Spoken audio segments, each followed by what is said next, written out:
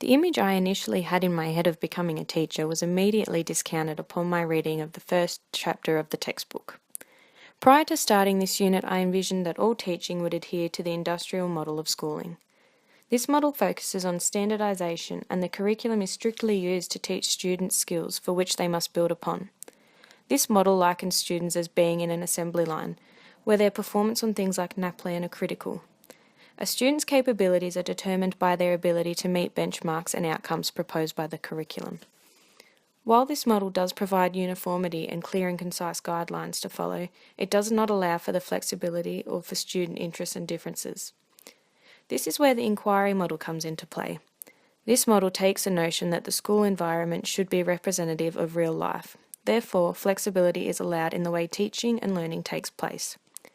This model proposes that learning is most efficient when students are given opportunities to participate in the learning process through making their own decisions. This model really stood out to me, and as I read more about it, I could picture myself more vividly as a teacher who uses this model.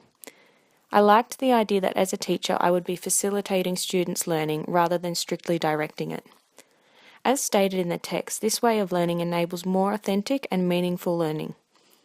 I also like that the model promotes diversity and embraces multiple perspectives on information. The third model of teaching, the critical model, allows students to learn in a global context, and it addresses significant issues such as identity, social structures, power, and gender. This model also appeals to me as it encourages learners to critically analyse the curriculum and texts and ask themselves if any perspectives are missing, for example from marginalised people such as women and Aboriginals. This is where the inquiry and critical model share a similarity in that different perspectives are considered and the development of a cultural understanding is important. The critical model encourages students to move past the text as it is seen on paper and consider information in regards to a bigger picture, such as moving towards social action. Another element of this model that I find appealing is the use of student interest for learning. This is an important way to teach because, like the inquiry model, it allows for deeper student engagement and more authentic learning experiences.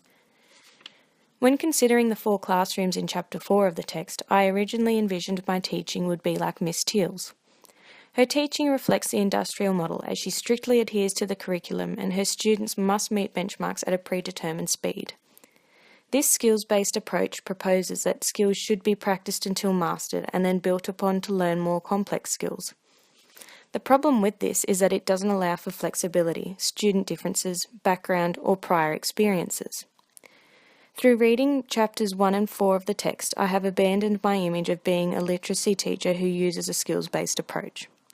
While I still think it is important that students develop the skills of the curriculum, I now find the critical model of literacy, as seen in Miss Fuller's classroom, most appealing. This reflects the critical model of teaching and encourages students to be problematic and critically analyse what they are learning. What I like most about this is that students develop the ability to deal with problems throughout life. This way of teaching literacy moves beyond simply being able to recognise the plot of a story.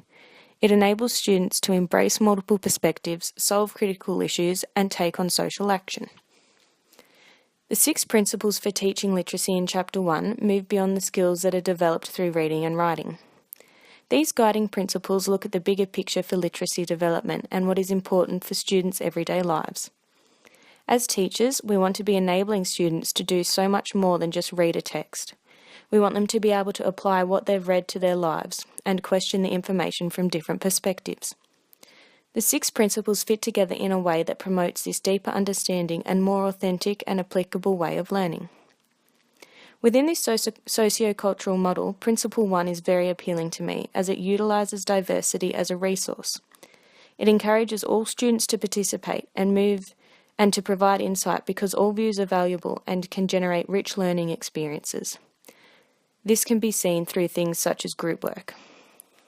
I also find Principle 4 to be very appealing. As I've mentioned earlier, inquiry is an excellent way for students to approach literacy. This is something I plan to embrace within my future classroom to facilitate students to think critically and resolve issues which they can use throughout their entire lives. We are being given the responsibility to guide the minds of the future, and we need to ensure that we provide a multitude of opportunities for them to thrive.